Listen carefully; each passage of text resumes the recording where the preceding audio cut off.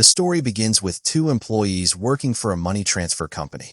They were transporting $6 million in an armored vehicle. Everything seemed normal, until suddenly, a group of workers blocked the road. But these were no ordinary workers. They were an armed gang planning a robbery. Within seconds, they break into the armored car, throw a flash bomb, and disorient the two employees. As the victims struggle to regain balance, the gang drags them out. Without hesitation, they steal the money and brutally kill both employees. After this shocking incident, we are introduced to a man named Patrick, who arrives at the same company looking for a job. The manager informs him about the recent robbery and warns him that two employees were killed, emphasizing how dangerous this job is. However, Patrick remains calm and confident. He has prior experience working with security companies, which impresses the manager. Eventually, the manager agrees to hire him and asks him to meet Bullet, the man responsible for training new recruits. Bullet tells Patrick that from now on, he will call him H, and to get the job, he must pass at least 70% of the tests. The tests are intense, covering physical fitness, driving skills, and shooting ability. Surprisingly, Patrick scores exactly 70%. It almost feels like he did it intentionally. Still, he passes. Bullet officially welcomes Patrick into the team and introduces him to the other employees. Among them is Dave, a rude and arrogant guy who tries to bully Patrick just because he's new. But Patrick doesn't stay quiet. He embarrasses Dave in front of everyone, instantly establishing dominance. Later, Bullet hands Patrick his weapon, marking his official start. Patrick's first assignment is paired with Dave, since Dave's previous partner was fired. Dave is clearly unhappy and tells Patrick not to speak to him during the mission. Bullet joins them as well, to guide Patrick through the job. They collect a large sum of money, load it into the armored vehicle, and safely return to headquarters. The mission ends without any problems. To celebrate Patrick's first successful day, Bullet invites him to play billiards with the team. Patrick agrees, but before leaving, he does something strange. He quietly stands near the employee permits and secretly takes photos of them. That night, Patrick joins the team for drinks. Among them is John, Dave's former partner. John's friends provoke him, telling him that Patrick has taken his place. Fueled by anger, John approaches Patrick to start trouble, but Patrick stays calm. Instead of fighting, he slips some money into John's pocket and tells him to go have a drink somewhere else. This only angers John more, and he storms off. The next day, Patrick and Dave are assigned another mission, this time transporting $2 million. Meanwhile, Bullet is out separately handling $10,000, but he's running late. Suddenly, over the radio, Patrick and Dave hear something disturbing. Bullet has been taken hostage by a gang. The gang orders them to come to a specific location, threatening to kill Bullet if they don't comply.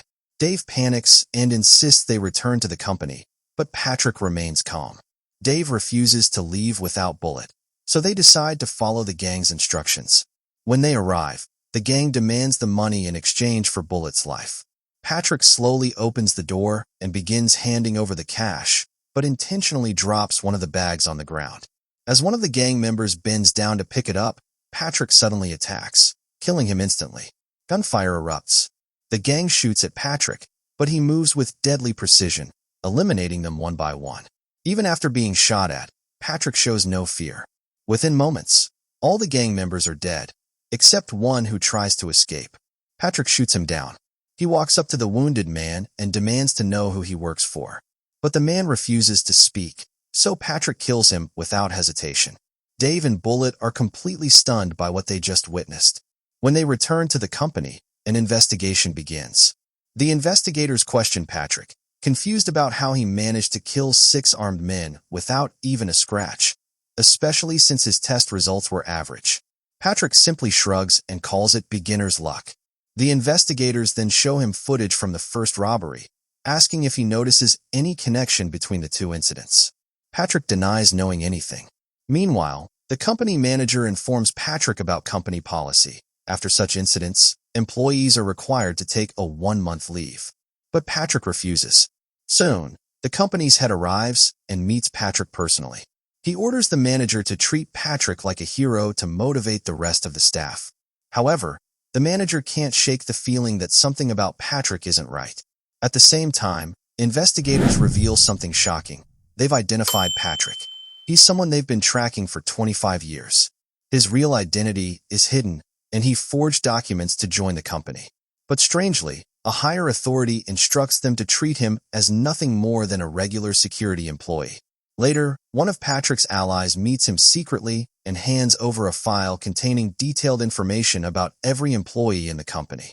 The next day, Patrick returns to work and is welcomed as a hero. The employees applaud him for saving Bullet. Soon after, Patrick and Bullet head out on another mission. But once again, trouble strikes. A gang blocks the road ahead and begins spraying black dye over the armored vehicle's windows.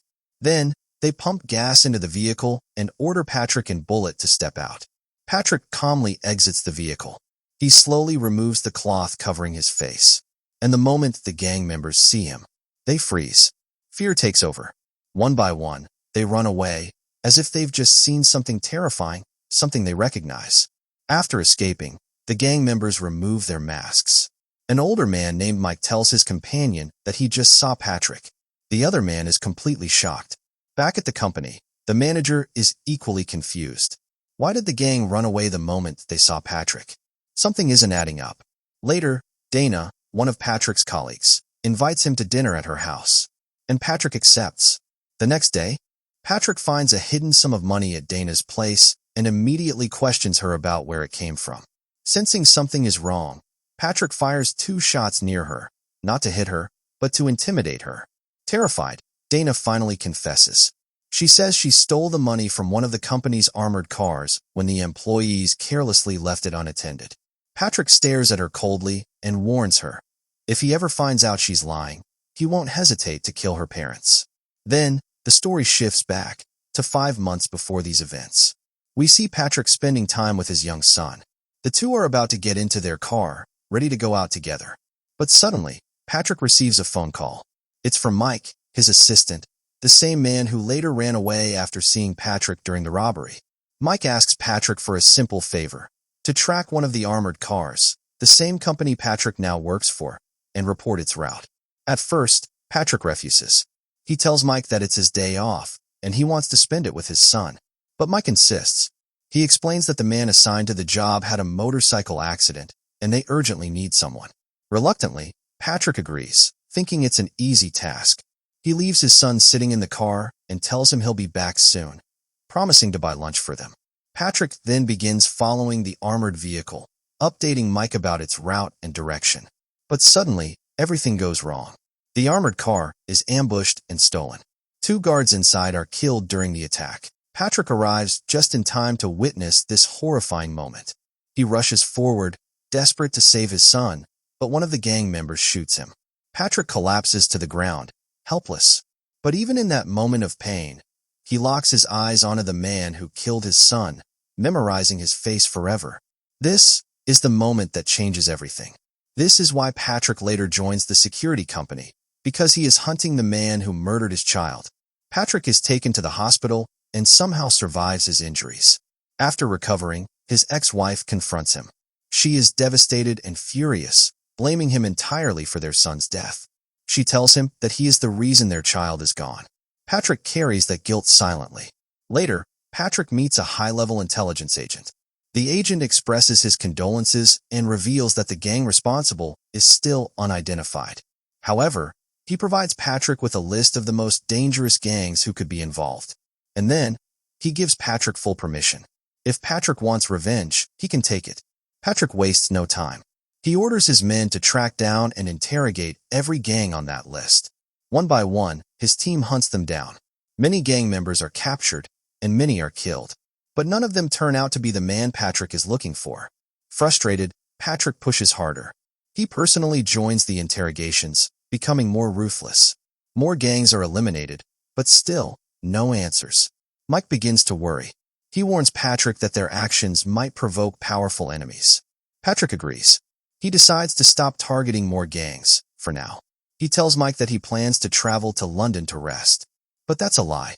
Instead, Patrick secretly meets a contact, a woman who specializes in forging identities. He asks her to create a completely new identity for him, along with fake experience certificates in security companies. Once everything is ready, Patrick joins the money transfer company. the same company he once tracked. His goal is simple: wait and let the killers come to him. Now, we shift to the gang responsible for his son's death. They are former U.S. Army soldiers, led by a man named Sergeant Jeff. These men are skilled, dangerous, but also struggling financially.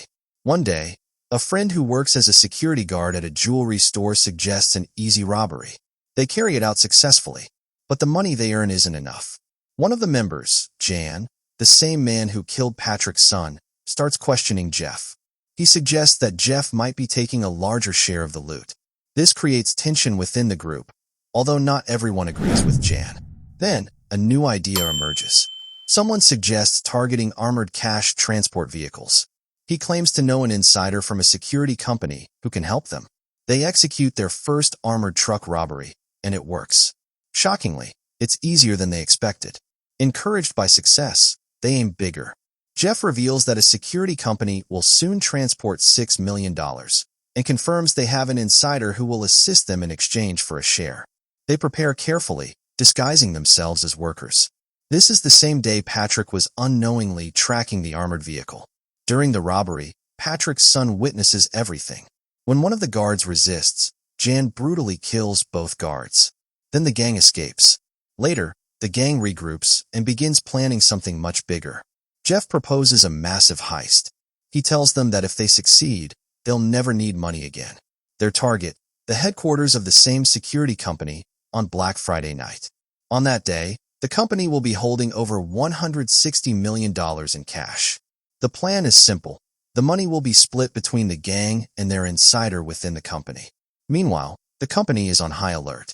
The manager fears a robbery might happen during Black Friday, but Bullet reassures him, confidently saying everything will be under control.